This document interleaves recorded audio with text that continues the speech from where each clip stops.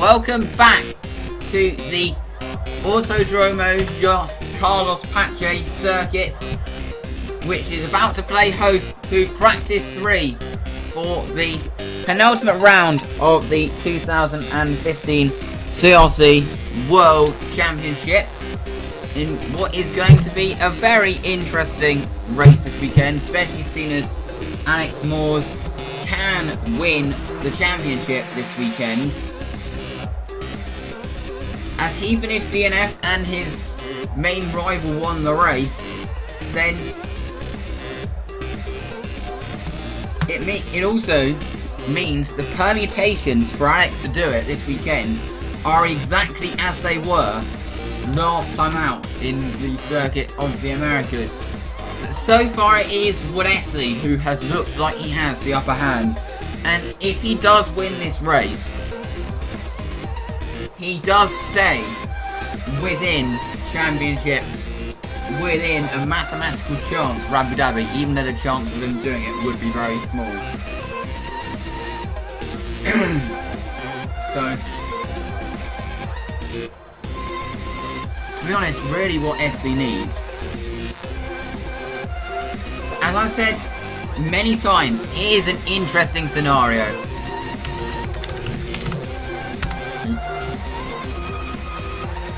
Here's an interesting scenario. If Alex Moores has an engine penalty, has an engine failure, and Essie wins, the gap would be at 3 points. And Essie, and then Alex Moores would have a 10-place grid penalty for an engine change. For using a 6th engine. So, and that really would, because by the time Alex would have cleared the whole grid, cars in between himself and Essie, Essie would be off into the distance, and a win would be enough for Essie to secure it. So that's where things would get very interesting.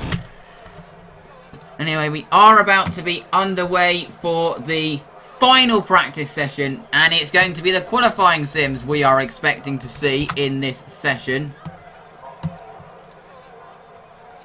Here at the... I mean, everyone's spent like the rest of the weekend making up for lost time.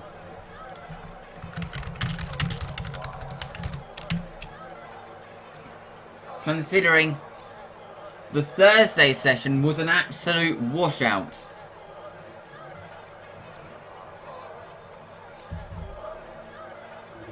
And we are underway. And it is the D-Mad going out on track first. Is that Lucas Quintanilla? It's Dan Phillips who opens the session in the D-Mad engineering car.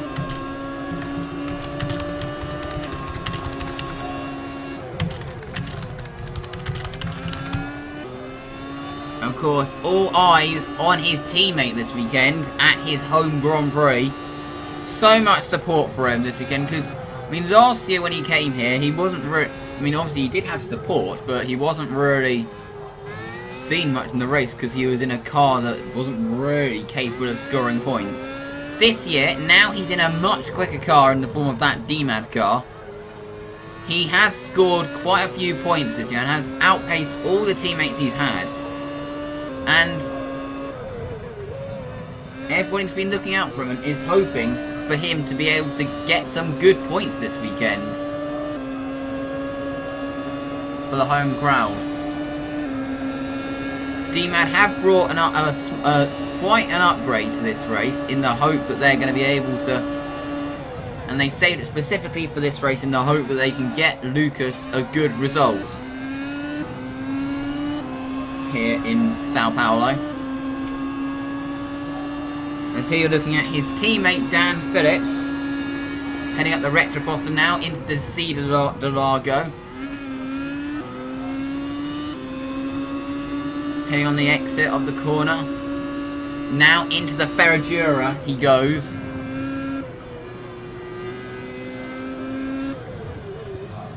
And then now into the right hand. Now into Pinarino. There's a corner that's banked, so you can take a lot more speed through Pinarino than you would previously think. Now into Bica de Pato. And then into Young Cow. into Majullo, then now into Yuncao. And now up the hill. Of course, this is a very popular venue, is this Autodromo Jose Carlos Pache circuit. Dan finished with a 13-0.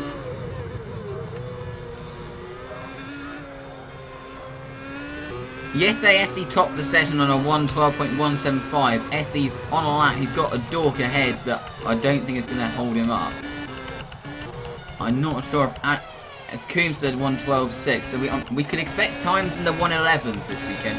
Will Buchan is about to finish a lap. He goes second, not quite able to beat Matt Coombs' time.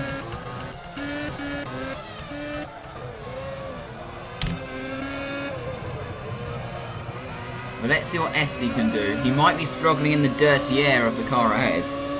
Because we've seen from the real F1 that the dirty air is vile around here. Kieran Hyde's at 1:12.5. Into turn 1 goes Wesley. I don't think this is going to be Essie's best lap of the session because he's got a car ahead of him, even though it's a car that he shouldn't expect to have any problems with being held up by.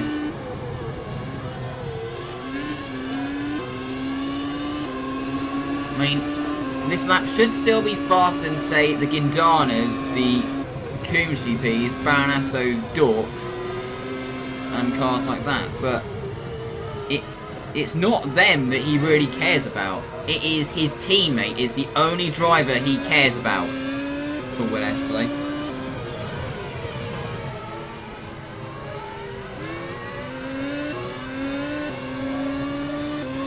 Alex Moores, obviously, because those two are the only two that can still win the championship. Actually, Essie might get a nice toe because no, he's been held up towards the end of the lap. This will probably still be fastest. It is. It's an 11.9, so it's still the fastest time of the weekend. But I'm not sure it's going to be the fastest session considering he was held up for a lot of that lap.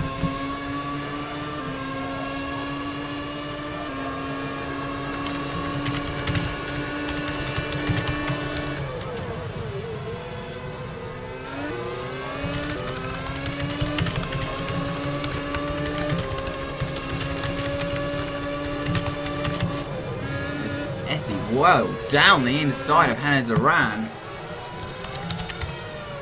Really getting down the inside.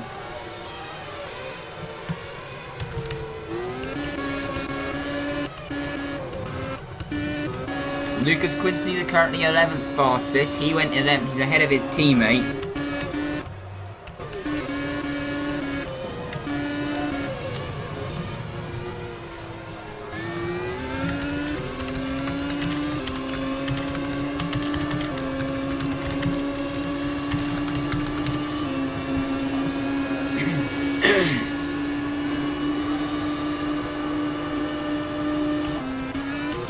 Here's Chantal Hawke in the other Dork racing car.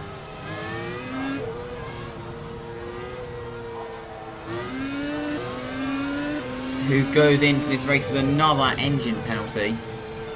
It's not really been a season she's going to want to look back on, really.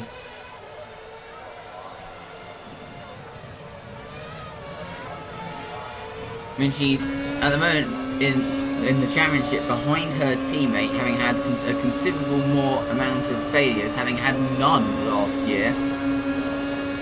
And across the line goes Chantal Hawke, going up to 6th. Even though Hawke has clearly been the quicker of the two Dork racing cars in terms of pace, on raw pace.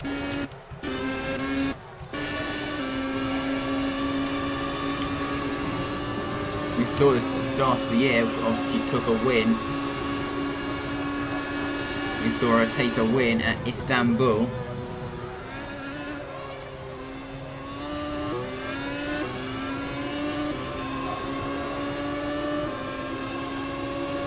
Duran also took a win at Zandvoort, capitalising on both of those 2 wins that Dork have had this year have been capitalising on a double failure to score for Yanetta Roca.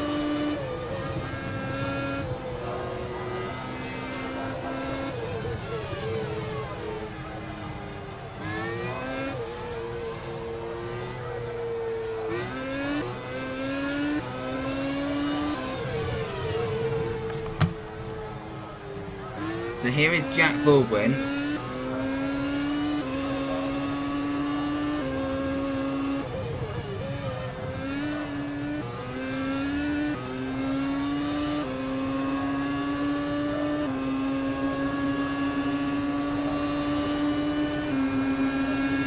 He rounds the final corner. Across the line, it's going to put him only 12. You think that was a clear lap? You'd be a bit surprised by that. He expects to be quicker. Alex Moores has not been out onto the track yet. Neither has James Casey neither has James Casey. Here is Kerry-Ann Peace, who's on track but hasn't set a time yet, but is on a lap in the wheel spin Lockie. Oh, very wide at Young Cow.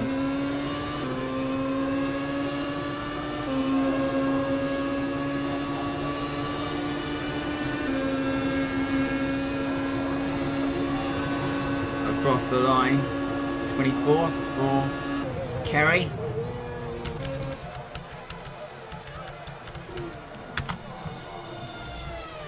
Actually, Alex Moores has been out on track. He's just gone straight back into the pits for some reason. Yeah, he lost his front wing somewhere.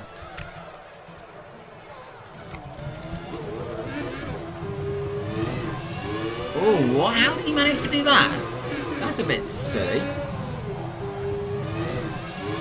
How did Alex Moores manage to do that? He just hit the pit exit. So he has been out on track.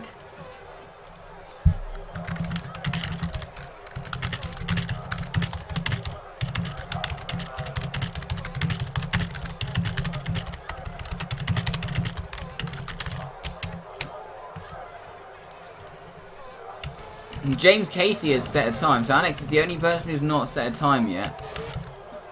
It's Dan Phillips who's actually setting another lap time. I don't know how Alex managed to do that. Just hit the wall on pit exit.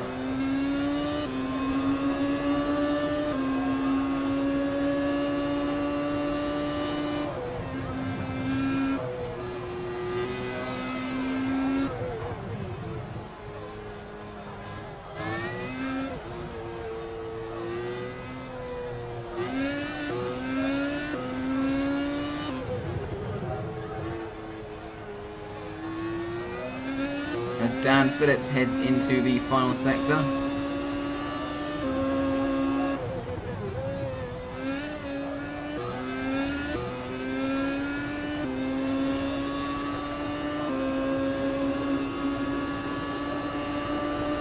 Across the line.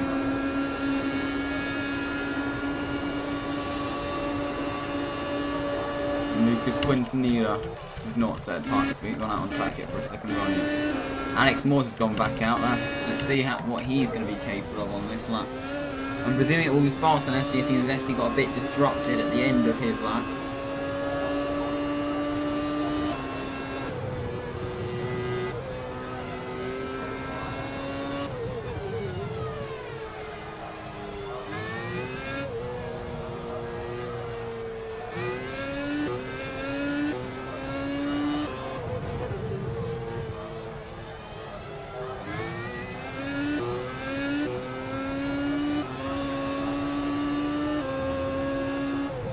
Look how much he pushes on through Young Cow.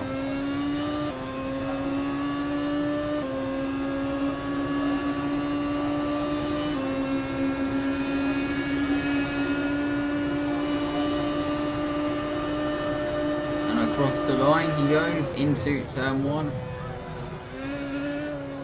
Oh, a little bit of understeer there.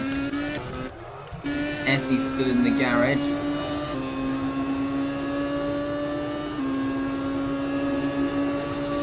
up the Retroposta.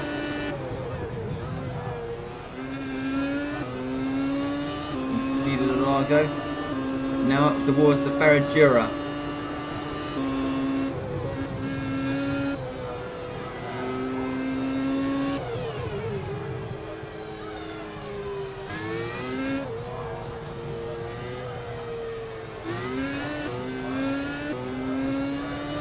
Now into Bica de Pato.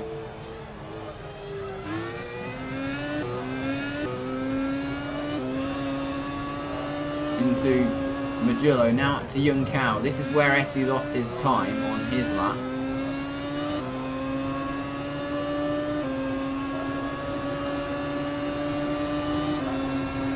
He now rounds the final corner. He goes second on a 1:12.0 on a clear lap as well.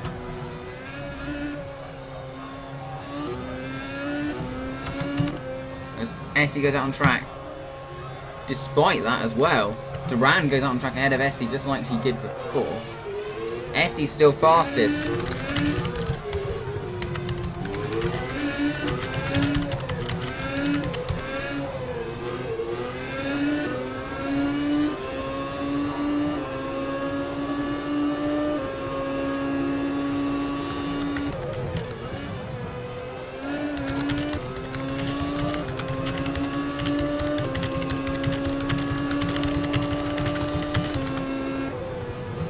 I think Essie is capable of more on his lap, considering he did get held up. Maybe it was he didn't get held up. Maybe because it looked like he lifted off, but maybe the toe helped him.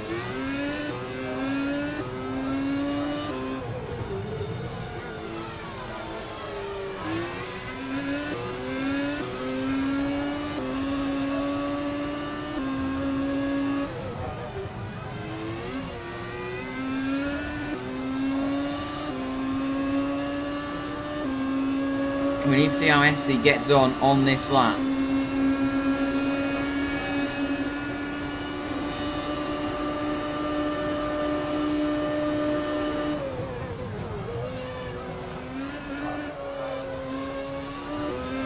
With regards to the pole position trophy, both Essie and Alex Moores are currently on top, but level on 9 poles. So that's going to go right down to Abu Dhabi.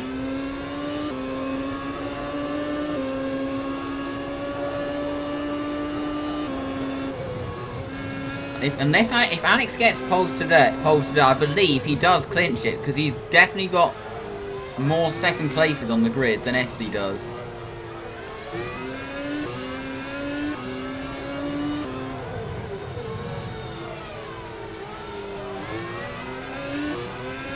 Yeah, he does click. So if Alex Moores gets pole today, he does get the pole position trophy. Essie's on an even better lap. Look at that. 3/10 up on his previous best. This could be an incredible lap for Will Essie. 8 of a toe across the line as well. A 1:11.448. Alex had a clear run and everything. That is impressive.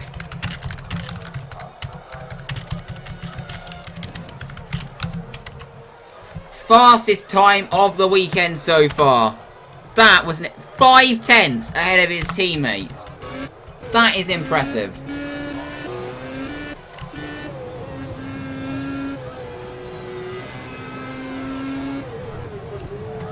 And here's Jack Baldwin.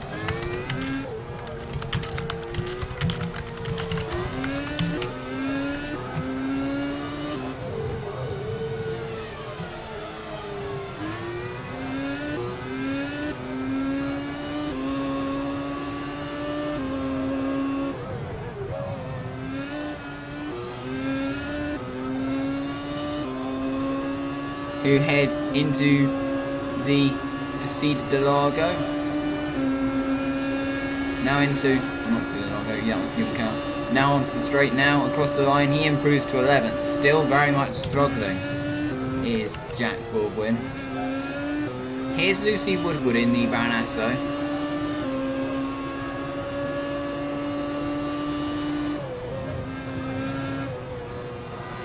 Alex Moore's 5/10 behind Walesi's current time, and he had a clear run and everything. We all saw him complete a lap with a clear track in front of him.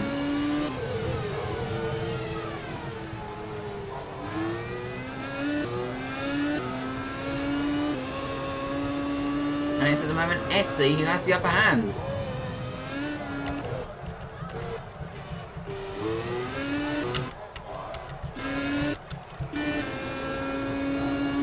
We can safely say he seems to have really good pace this weekend. He seems recently, since Singapore, he seems to have, since Russia, he has found some amazing pace since Sochi. It seems that win in Sochi gave him a massive confidence boost because he absolutely dominated the Japanese Grand Prix. And in USA, he more or less dominated that, even though Alex had a DNF.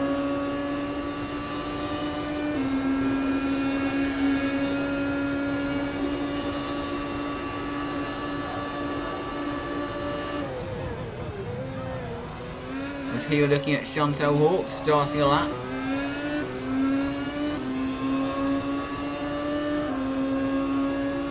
But he did more or less dominate the United States Grand Prix.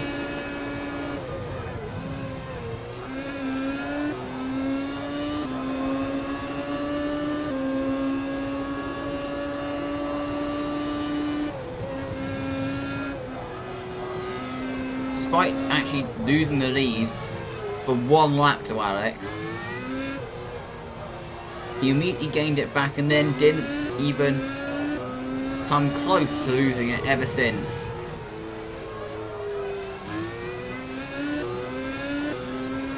Apart from in the pit stop phase where obviously the field was all bunched up due to a safety car.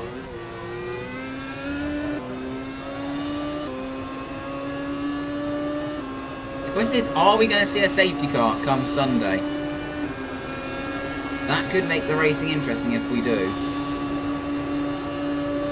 As Chantal Hawke moves up to 6th fastest with that time.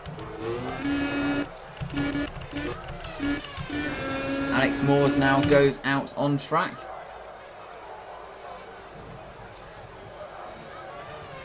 Once again, we saw this in Istanbul. It's interesting to see people closing DRS before they get to see the Largo, like quite a few meters, not like in the braking zone.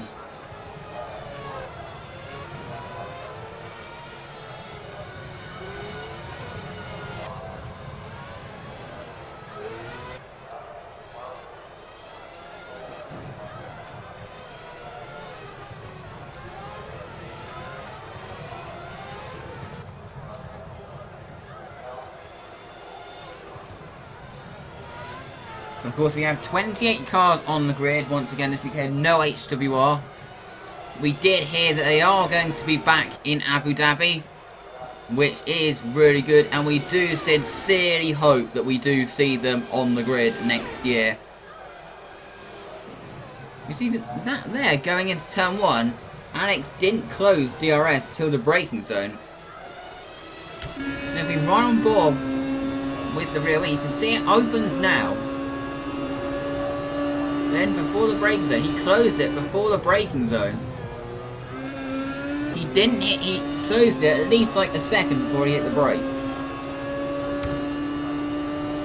Which is interesting.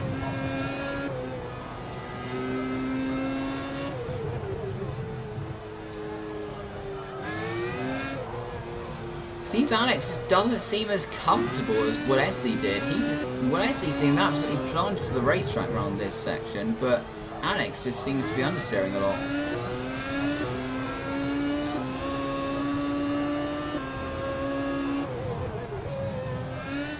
This is a clear run.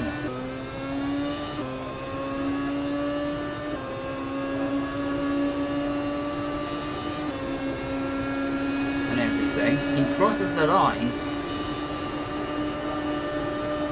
and it's not even an improvement on his personal best. He is unable to get close to Walesi, Well, Esli clearly has the better pace here. And of course, a lot can happen in qualifying. Esli could find traffic.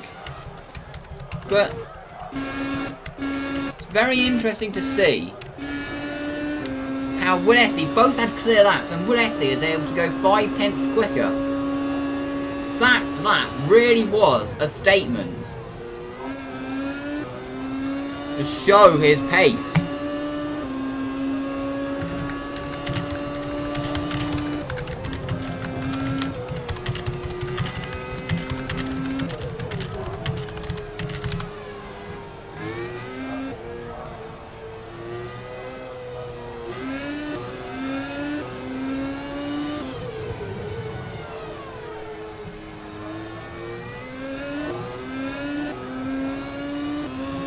Into Beaker de Pato. Well, not Beaker de Pato. Why I keep getting the signal that was Magello. Into Young Cow. Now up the hill.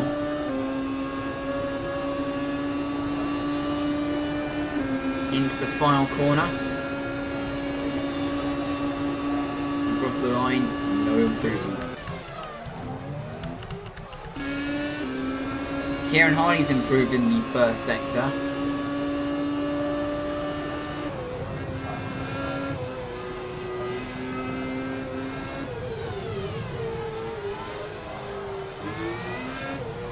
But he does have a bit of traffic ahead. He also backed off a little bit in terms of, I think he had a bit of a moment into Ferragura.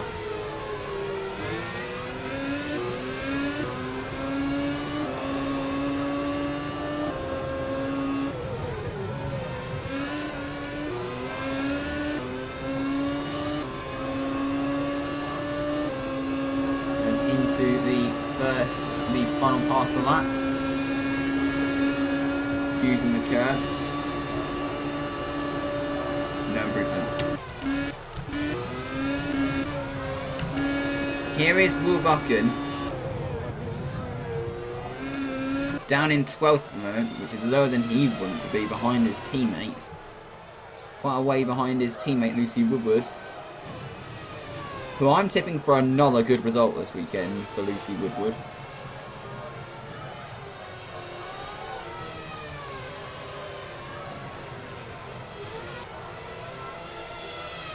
Here at Interlagos.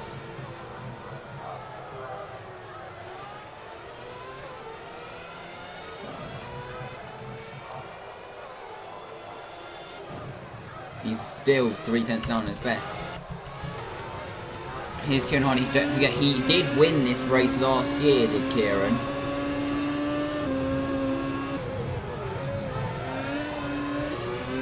It's going to, of course, be difficult for him to do so this year.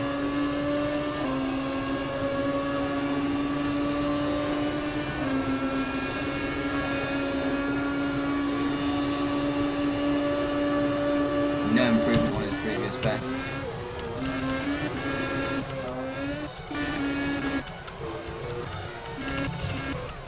Nicholas Quintanilla down in 15th. He would be expecting better than that in qualifying. He wants to get a good result.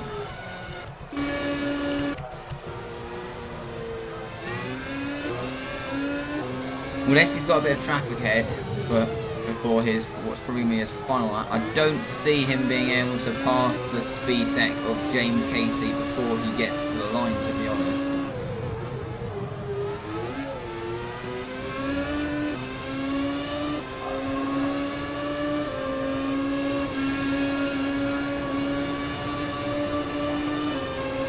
Maybe he's not going to be able to.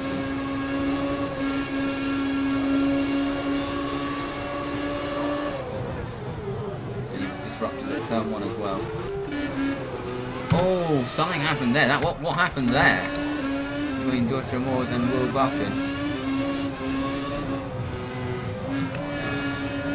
Caught Moores out a little bit by braking on protector entrance.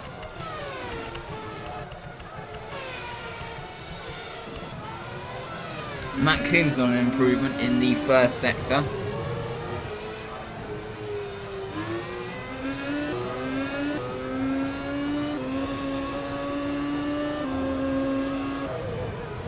He's lost some in the second sector and he understeered there at Young Cow.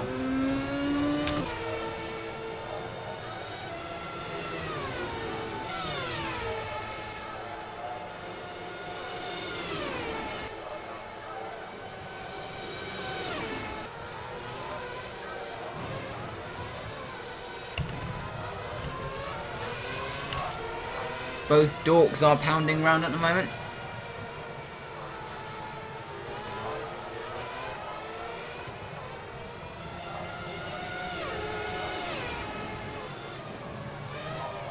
Hawk's not going to improve on this lap. Neither is Duran.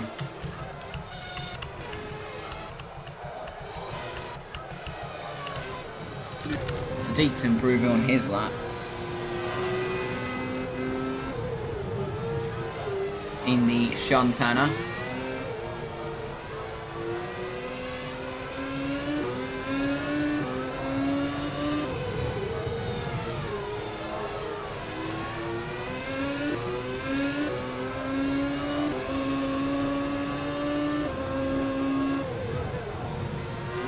He loses time in the second sector. Lucas Quincy is, I don't think he's going to be able to set another time. To be honest, he'll probably be forced to pit.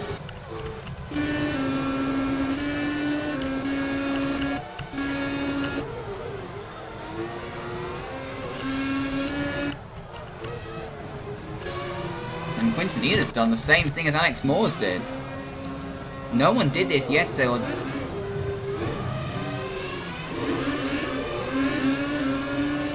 that is odd. No one did this yesterday. That's probably not as like pathetic as the incident Alex Moores did.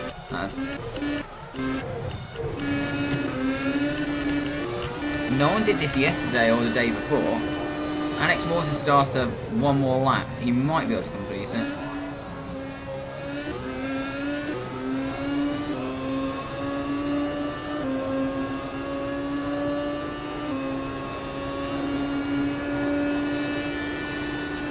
So 10th up on his previous best.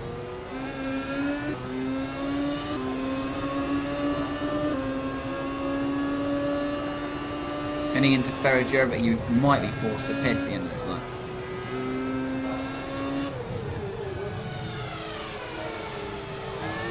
Of course. When the timer goes.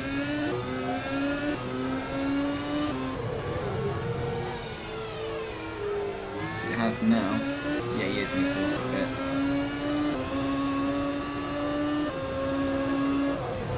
He's 2 tenths up in the second sector. But still, that'll be 3 tenths off. It's Woodesy who tops the session.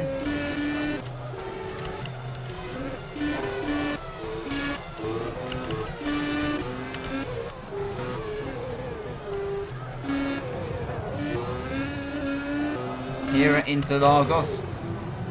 Once again, it is Woodesy on top. 5 tenths of a second ahead of Alex Moores.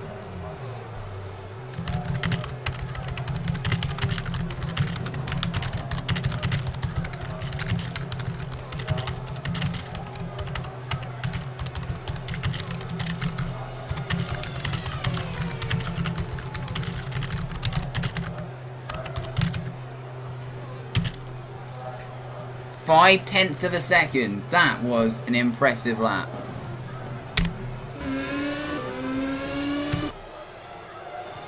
From Woodesy.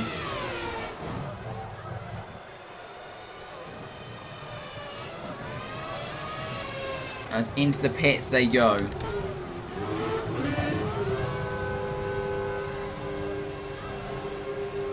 And come qualifying it, there is no doubt that Woodesy is probably the favourite for pole.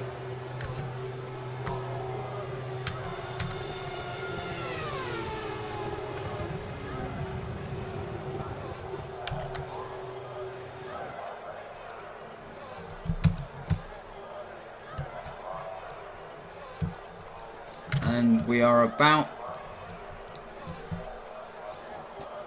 3 hours and a half from when qualifying gets underway. In what is set to be an interesting session.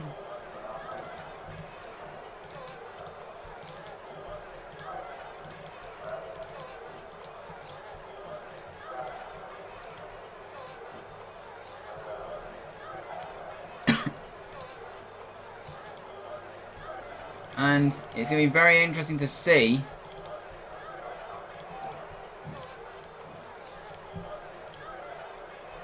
who's going to get pole here at Interlagos. But the results are being uploaded to Live Races now. We have FP3 has come to a close. And we are ready for qualifying later for the penultimate qualifying session of the season, which is going to be an interesting one.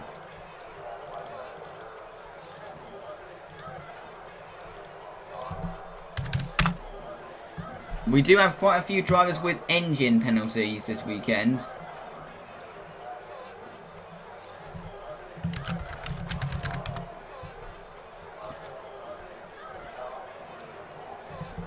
And the 5 of them who have engine penalties this weekend are Chantal Hawke, Joshua Moores, James Casey, Elliot Everson, and Louise Morrow. Louise Morrow actually has an extra 10 places on her grid position because of the incident with David Bland in Circuit America, so that becomes a 20 place grid penalty. Maxwell Tagala has a 10 place grid penalty. Can't even remember for what. Oh yeah, for completely taking out Zach Sadiq. And Damon has a 5 place grid penalty for an incident with Will Buchan. Anyway, thank you very much for watching, and we'll see you later for qualifying. Goodbye.